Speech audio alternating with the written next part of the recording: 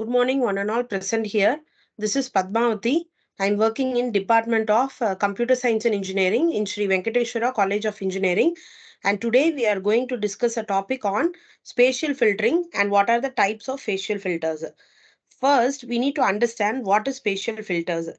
Here, if you have an image, then you need to take a sub-image. Those sub-images are called as filter, mask, kernel, template, or window. And here the linear filters which you can take, that means if I'm going to take, if suppose I'm going to take a linear that means a linear window, so that window can be placed upon the mask, and this process is basically used for filtering concepts. That means the concept of filtering has its roots in the use of Fourier transform for signal processing, which is called as the frequency domain. And here the spatial filtering, it is to differentiate the type of process from the moderate traditional frequency domain filtering. Usually we are doing frequency domain filtering, and from frequency domain filtering we are going to segregate or separate the spatial filtering.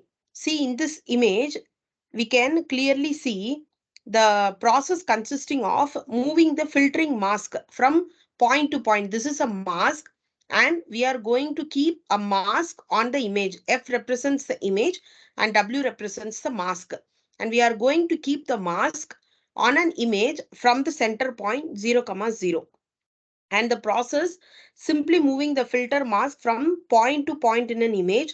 At each point x comma y, the response of the filter at that point is calculated using the predefined relationships. And here, for linear spatial filtering, the response will be nothing but sum of the product of filter coefficient and the mask. For example, if I am going to keep a mask over my image, I need to calculate the response. Then I need to move the mask to the next point. Again, I need to calculate the response. Again, I need to move to the next point. Again, I need to calculate the response. So this is nothing but the calculation. For example, if I have a mask over here, a point. So at each and every point that is in the center, I need to get. For example, here I have mentioned the neighborhood of a point x comma y can be defined by using a square or rectangular or circular subimage area centered at x comma y.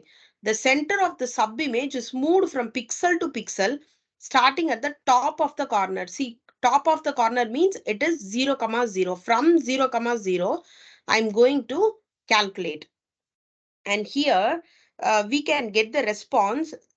G of x comma y is nothing but the final image. G of x comma y is nothing but the final image. See, this is my original image. I'm going to applying a filter, and then I'm going to get my image. See, sometimes G of x comma y is called as degraded image, and sometimes is called as output image. And suppose if I'm using some filter, then I'm getting this output, then it is called as filter image. So in spatial filtering process, the main thing what we are going to do, first we need to select a small rectangle. Either your mask will be 3 cross 3, 5 cross 5, or 7 cross 7, depends upon your value. And here we need to define the predefined operation on an input image, and the window center moves from the first 0 comma 0 pixel and moves till the end of the first row, and then to the second row, and then to the third row till your m minus 1 to n minus 1 of your input image. After that, we need to calculate the complete values. That means the filtering process can be created, and then the new pixel in the image at the window neighborhood center as it moves, and then you are getting the filtered image, and this will be the response. That means where I am going to keep my window. For example, if I am going to take my mask as above this image, this is nothing but the masked image. So I'm going to keep this mask on a larger image, which is not 3 cross 3, which may be 7 cross 7 or 9 cross 9, like that. First, I need to calculate the value. For example, as it was here, need to move on to the first row. Then again I need to shift 1 point down and I have to move on to the second row completely till the end. Then I have to move on to the third row and then I need to calculate it completely towards the last point till m minus 1 to n minus 1, where m minus 1 represents the last row and n minus 1 represents the last column. So this process can be done for filtering of your image. And whenever you are getting the output of the image g of x comma y, which is called as a filtering of image, that is called as filtered image. And here I have given the difference between the smoothing operation, what are the types of filters you can use and what are the things you can get, I have given. And here there are various types of, see, one more concept I forgot to tell here. There are various types of noise is available: salt and pepper noise, impulse noise, and maximum noise, minimum noise. Everything will be present over your image. So those things can be cleared off using this filtering operation.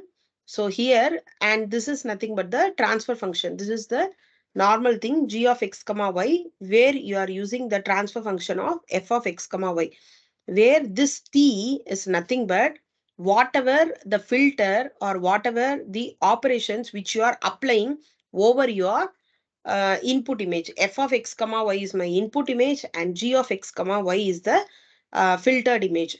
So here we can understand about the basics of filtering process. And in basics of filtering process, the main thing is we are going to keep a mask over our uh, we are going to keep a mask over our input image, and we are going to calculate the response r.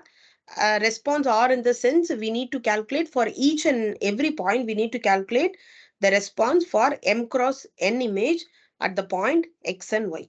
So this is about the response calculation by using spatial filtering technique using masks.